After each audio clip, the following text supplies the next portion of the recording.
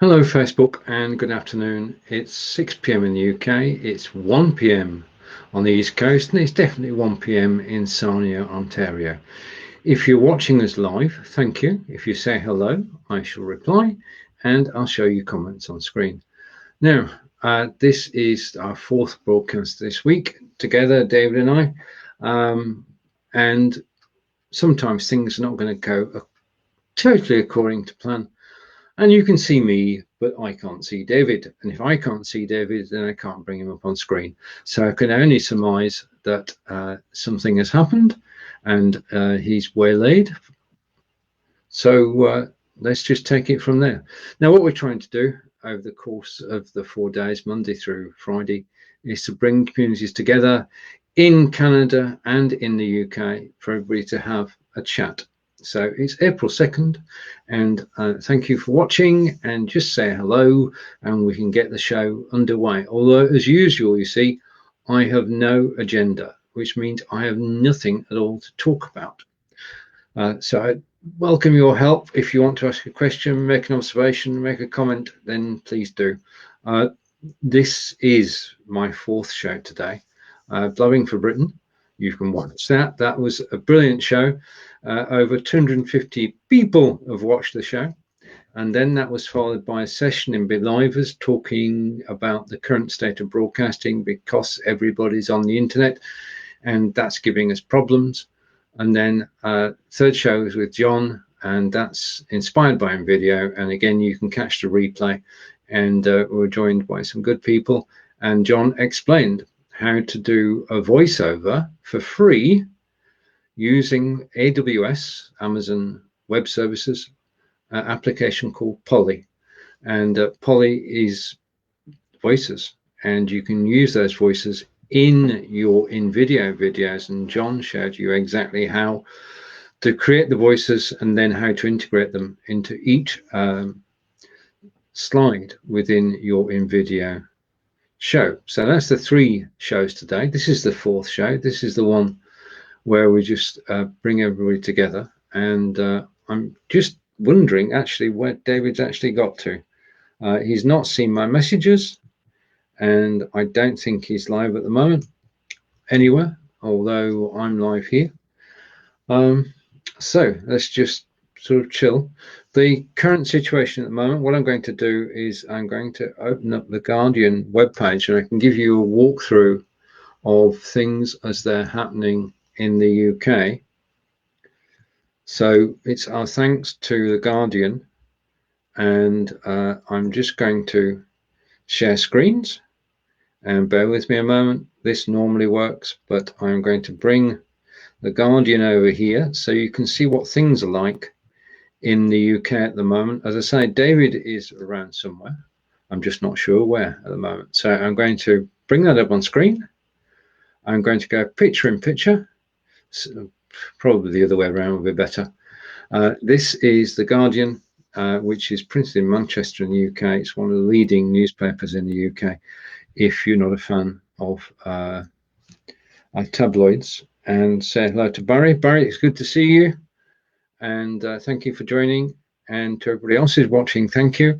We're just going to do a quick walkthrough of things happening in the UK. If you want to tell me what's happening in Sarnia, then please do. If you've got any links you'd like me to share, then simply post the link and I'll bring up the document on screen. So I need to shrink myself because I'm definitely too big here. So I'm going to shrink myself so you can see more of the page, and I'm going to take a look around the page. Now, we get daily briefings, I know you do, and Matt Hancock, who is our health minister, gave a briefing today, which I haven't caught up with yet, but he is saying that they should be able to do 100,000 tests per day by the end of April. Now, at the moment, only 2,000 of our NHS staff have been tested, and we have a 20% absentee rate amongst our health service, which is not helping the situation. And unfortunately, 369 people have died in the last 24 hours. It is a difficult situation. The paper is full of one topic and one topic only. How many confirmed cases in your area? You can take a look at that. Now, on this map, 33,000 confirmed cases, 4,244 in the last 24 hours, and total close to 3,000 people have unfortunately died. And this is the map, and you can see hotspots in around London. You've got hotspots in and around Birmingham, in and around Manchester. Where it says Hampshire, which hopefully you can see, I'm to the left of that. So we are virtually untouched in the area that I live at the moment. I do know people who are suffering from the virus. Our Prime Minister was due to come out of isolation within the next 24 hours, but he's not going to. He's still showing symptoms. So thoughts are with him and everybody who's suffering at the moment. And Mayor Cuomo of New York is giving a press conference at the moment. That's one I always tune into. He's one of the people who actually tells it as it is. And as we're going down, you can see that one of the problems we're going to have this weekend is that sunshine is on its way to the UK, but we're still told to stay at home, and hopefully most people will do so. We're expecting 20 degrees, that's 68 Fahrenheit, which is warm for this time of year on Saturday. And what I think is everybody will actually be out in the garden rather than actually walking about. And say hello to Dan. And Mr. David Burrows is around, but he's not actually on screen yet. I've got a black screen at the moment. I can hear him, but I can't see him. The screen, for some reason, is black. I'm hoping that he can refresh and sort that out. Let's just go back to there, which is where I was. No, I was there. Okay, and say hello to Dan, and hello to Ronnie. Nice to see you again. And over to Barry. And Barry is saying, this is the Blue Water Health report. Okay, if I don't get, I'm closer to getting David. I can see a test card on screen. So there's hope for David to join us, and then he can bring us up to date as well. But thank you for that. I shall use that link in a moment. But as I say, the UK at the moment, we're expecting sunshine this weekend, and we're hoping that everybody does still stay indoors. And then going through the paper, as you can see, most of the stories have a theme, and the sports stories, if we go, I don't know if you go to the sports section of the Sarnia newspapers, what's happening in the UK is that the sports bodies fear financial ruin because there's no sport taking place in the coming months. Wimbledon chief says the tour may not return in 2021. There is no really good news at the moment. We're just effectively, coming back to the studio now to see if I can see David, we're effectively battling on from day to day. And I've lost David again. He is trying to actually join me. I can see a test card. And all right, you're going to have Sunshine in Ontario as well. You're going to have the same problems. And I'm joined again by Corinda. And I've got to wait. I've got a wait signal. So I don't know if it's wait or time out, but I'm waiting for David. And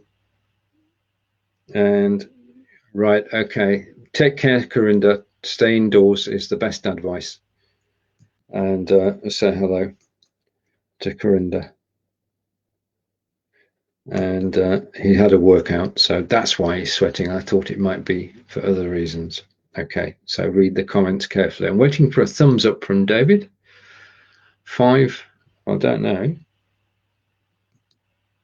Yeah, Wimbledon is cancelled. All the sporting events in the UK have been cancelled.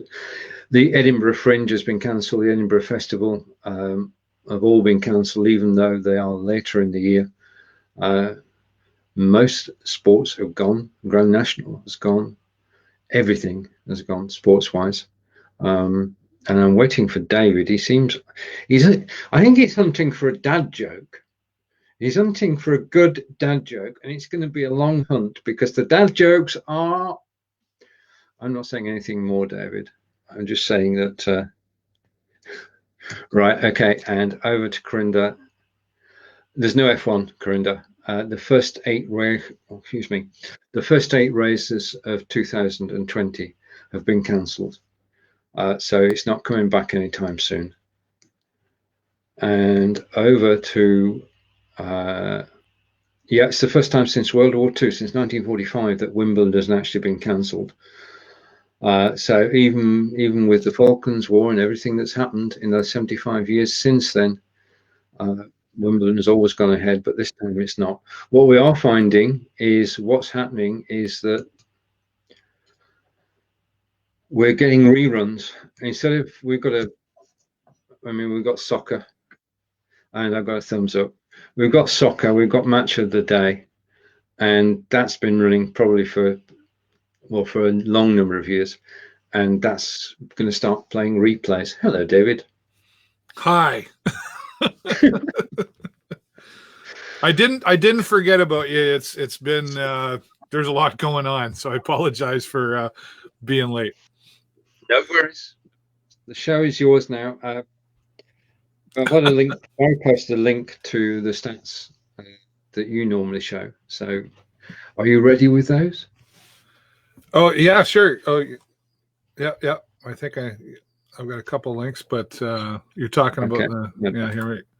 I'll bring that to you here. Okay, and I'm going to bring that up on screen. That's it. Yep. Okay, I'm going to hide my camera, but still stay on microphone. All right. I'm going to switch to picture in pitch. There we are. All yours. There you go.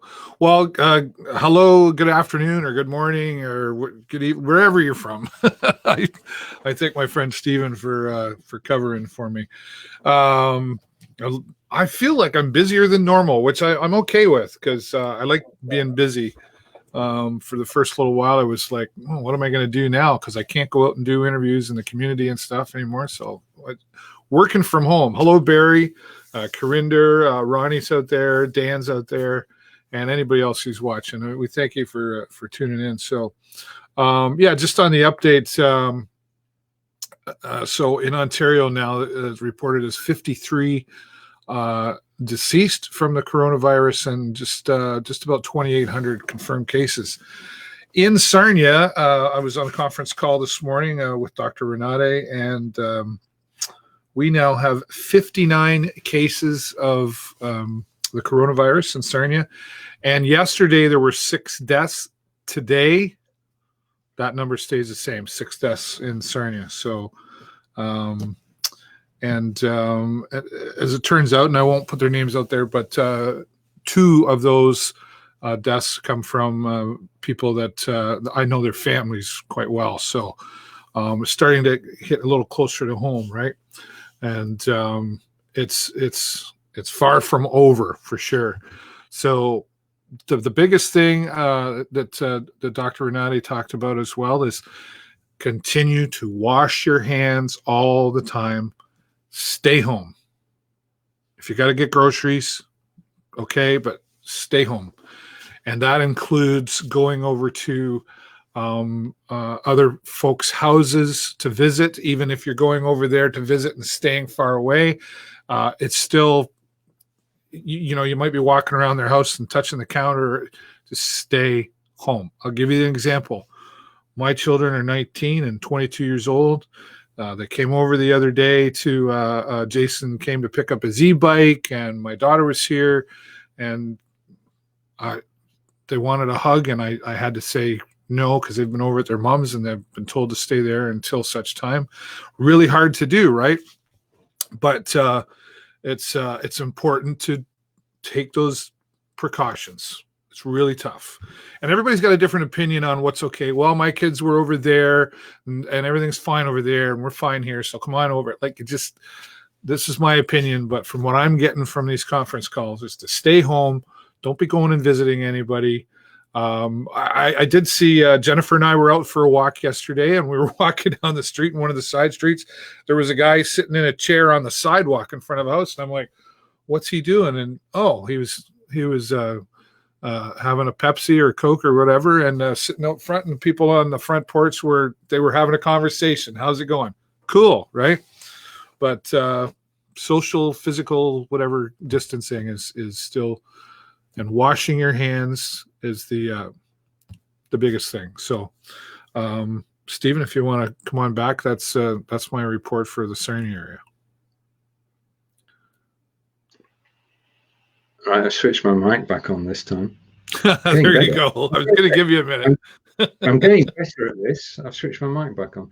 Just to catch up on the comments, we've been joined by Becky, and Dan is saying they're all long-term care homes. Is that? No, not all, but there's many.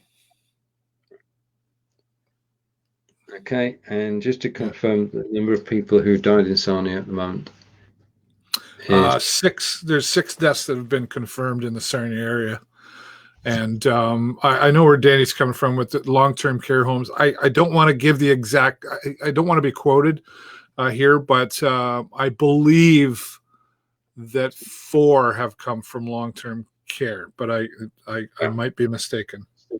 Yeah. But at at the end of the day, that Dan would be correct, and the majority of the deaths have come from age 70 plus. Right. I think 2 or 3 of those are 80 plus. So, but that being said, and this was also pointed out, that although like age 20 to 25, it's about 2% of that age group can be or is affected, not cannot be affected, but is affected. It doesn't mean that it's okay for them to be a little looser on the rules, No. Because that could still change if that age group were to be loose on the rules and then go out and start doing what they normally did. That percentage is going to change. Everybody can be affected by this. Weaker immune systems are the threat, right? So stay home. I don't know if you heard that. Stay home. Take a comment from Becky, and Becky is saying what is even scarier on the new laws that have been applied in England. No post-mortem on deaths. They can test you without consent. So, and the situation is that it's sad that things have changed, and we are in the midst of something which is going to get worse before it gets better. Mm-hmm. And we can only do our own part and hope that everybody else does theirs, and we'll come out the other side of it. And I really am looking for forward to the first broadcast after quarantine ends. Believe you me, and it will happen. But it is down the road. And let's see if there are any more comments. Yeah. They're saying here in our area too, in the Sarnia Lambton area, and then expanding that into the provincial level of Ontario, like our border is 2 minutes. I can be at the border in 2 minutes, so that's closed, right? Except for essential travel. But they're saying June 30th right now before we even see that open up, and I don't know if that has anything to do with July 1st being Canada Day, whatever. But a lot of events. Actually, I had a conversation earlier with our Tourism Sarnia Lambton group, and we're going to be working on some things together there. There's a lot of questions. People have sort of forgotten that. Tourism. Oh yeah, that's really going to be affected too. And tomorrow actually I'm going to be interviewing the lead from Blue Water Border Fest, which is a large music festival, and how they're handling things. So we all get a little selfish in this. Is like, what am I going to do? What am I going to do for money? How am I going to eat? When we were, most of us, spoiled with having those things and going, oh wow, I really need, we didn't really think about it. You just went and did groceries when you needed to, or you just did because it was convenient. Now even grocery shopping is a bit of an inconvenience, right? So we're all going to have to start thinking differently. And it's been confirmed that the quarantine is going to last until at least the 30th of June. because we're still waiting for that in the UK. We won't find out until after April. So it's been confirmed where? In Canada. Yes. You're Yes. asking me or you're telling me? I'm asking you. I saw something that Prime Minister Trudeau has said yesterday. Yes. So, yeah, I was saying it loosely. I don't say confirmed or denied because I'm not in the official position, but my understanding is June 30th. Now, that being said, I mean, that can be rescinded and taken back if things change, right? Because the feeling that I'm getting from different conference calls that I'm access to is that the next 2 weeks will really entail, at least in our area, because of the quarantine part of it, right? And a lot of the calls that I'm on are saying a lot of the same things now because they have one every day. Wash your hands, don't touch your face, cough, and all that stuff that we should all know by now. And it's really more about the updates of how many cases, how many deaths. And the question that comes a lot from the media is, where did this come from? Did it come from a long-term facility, or did it come from a public restaurant, or whatever that looks? And I'm not saying that those are, I'm just giving examples.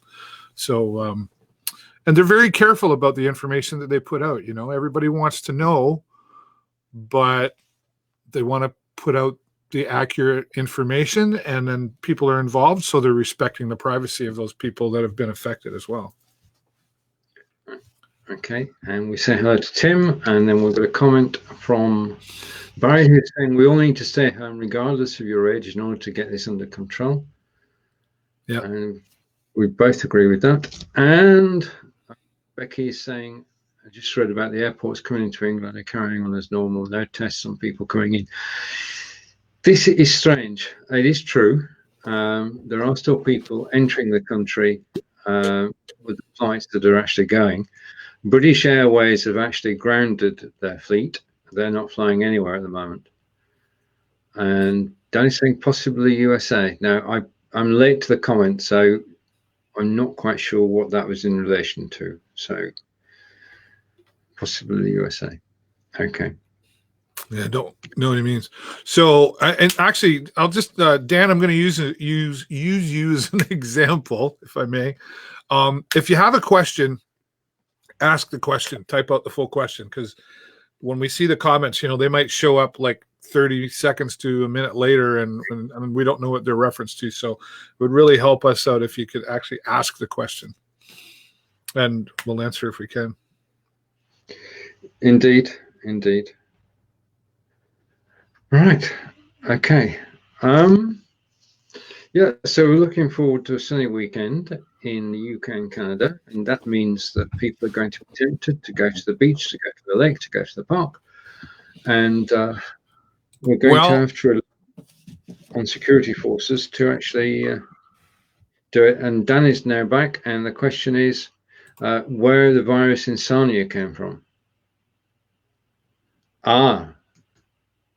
And the answer was possibly in the USA. It's difficult to tie down where the virus arrived from. Well, I know that I don't know if he's asking about the cases in Sarnia, or go ahead, Stephen. Sorry. I think so. Yeah. I'm taking it as that, but we don't know. I mean, the cases take my own place in Devizes, we have no idea where they actually originated from. I'm going to read Becky's. Some of the cases in Sarnia, and I think I mentioned this the other day, that there was a group of travelers returning from Europe. Okay. And then some of those travelers were involved in, say, family gatherings after they returned from Europe, before things were in place, etc. Now that doesn't mean that there wasn't like a group of 10 that all got together and said, let's go to Europe. And it was a group of travelers, many travelers who came back, and some of that came from that. So basically what they're doing too is when somebody has COVID that they're aware of, then there's one of the steps they take is to try to figure out who that person has been in contact with over the last few weeks or as far back as they can go. And then those people are being contacted. So there is talk in the UK of a mobile app being available where you can track your own progress and that of the virus in your area, and you can know whether somebody near to you is recovering from the virus. All sorts of civil rights involved in that. So we'll watch that one and find out what happens. But that's what they did in South Korea. South Korea recovered from the virus, and they had mobile phone apps. And when they went close to somebody who'd got the virus, they were told about it. So they moved away. And that's one of the ways. I mean, they can do that in South Korea. Whether we could actually do that in this country, I don't know. Here's the thing though with that. That's great if there's an app and if you've got your Bluetooth turned on, you get a note. That's great. Just stay home. Just stay home. And if you do have to go out, stay 2 meters or 6 feet away. I don't need an app to tell me to do that. Because the way they're saying it around here is treat it like everybody has the virus. If you treat it like everybody has the virus, then wherever you go, if you knew, like if it's a zombie apocalypse, if you knew that you got within 2 meters of that zombie, that you were going to become a zombie, you'd keep your distance, wouldn't you? So just treat everybody like everybody has it. I would think. You would think. Like, what's it take? Yeah. I mean, once the epidemic is over, as one day it will be, then we'll be able to ask the questions as to how it started and how each country dealt with it. And different countries have different ways. If you lived in Sweden at the moment, the aim of ABBA, the pop group, pop combo, then there are no restrictions at all. And you can go to work, you can go shopping, you can go and have a coffee in a cafe. There are just no restrictions. They're doing it totally different to everybody else. Time will tell whether that's a good way to do it or not. But as far as our countries are concerned, then we've got the rules and they're very similar and do make sense. And over to Tim, and Tim is saying, I'm originally from PEI, and there are cases of being attributed to snowbirds that are returning. Right. Okay. As I said, at the end of this, they'll be able to track back the origin. At the moment, it's virtually impossible because the information that's being given by the countries where it began is not being openly shared, as far as we're told. Right. Okay. So we've got a sunny weekend. It's time for gardening. Right. We spoke the other day, you and I, about you said that you were not the gardener in the house. You admitted that. But we were talking, because if you're starting from scratch now, what can you do? So our local resident gardener is John Upton, who runs allotments. In fact, he's the allotment supervisor. So I said to John today, when we're talking about video, I said, can we just change the topic for a moment? If you had a garden at the moment and you could grow something, what could you grow? And the answer is simple and straightforward. If you've got any spare land, then now is a good time to plant potatoes.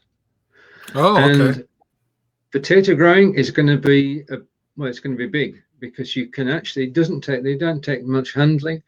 If you watch today's video show, towards the end, you'll find out exactly how to do it from John. I might do it as a clip. In fact, John is going to do a gardening program, Nice. live program, which will help us all. But you can grow decent sized crops of potatoes in your garden, either actually planted in the ground or in bags. And John explains exactly how.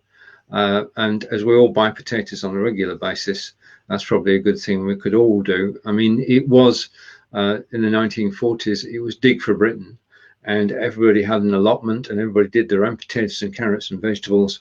At this time of year, spuds are the way to go. And as I say, watch out for John's gardening programs. Very good. Okay. And catching with the comments. Right. Okay. Got several comments. Okay. And grow veg in pots is sound advice from Becky. And Becky's also saying, grow lots from kitchen scraps. Who knows what you could grow from kitchen scraps?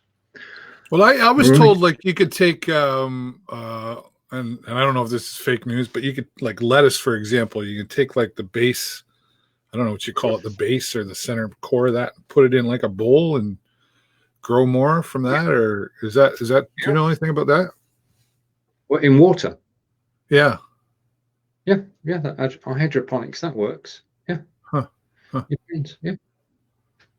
Right. Let's ask John when he starts his program. Right, David, I did start this show, so it's over to you to close. Okay. Well, I appreciate you as always, Stephen, and I hope you're doing well your way, and everybody's being safe and stay home. Follow the guidelines. The government, I don't see a conspiracy going on here. They want this to get better for many, many different reasons. So all I can do is say thank you for watching and thank you for asking your questions. And I guess, Stephen, you and I will be back here on Monday. I think Monday, Tuesday, Wednesday next week. I can't do the Thursdays anymore. And just stay safe and stay home. And if you need someone to talk to and you want to reach out to me, I'm on Facebook. Just send me a friend request, David Burrows. I love making new friends and happy to talk to anybody. So thanks, everybody. Stay safe. Stay home until next time. Bye for now. Bye. Take care. See you next week.